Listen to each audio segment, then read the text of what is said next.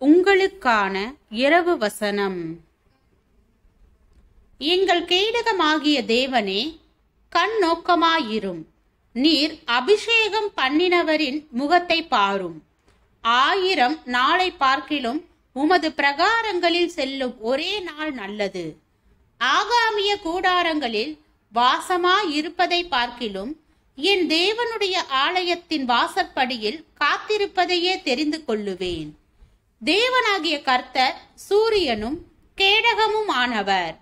கர்த்தர் கிருபையையும் மகிமையையும் அருளுவார். உத்தமமாய் நடக்கிறவர்களுக்கு நன்மையை வழங்காதிரார். சேனைகளின் கர்த்தாவே, உம்மை நம்பி இருக்கிற மனுஷன் பாக்கியவான்.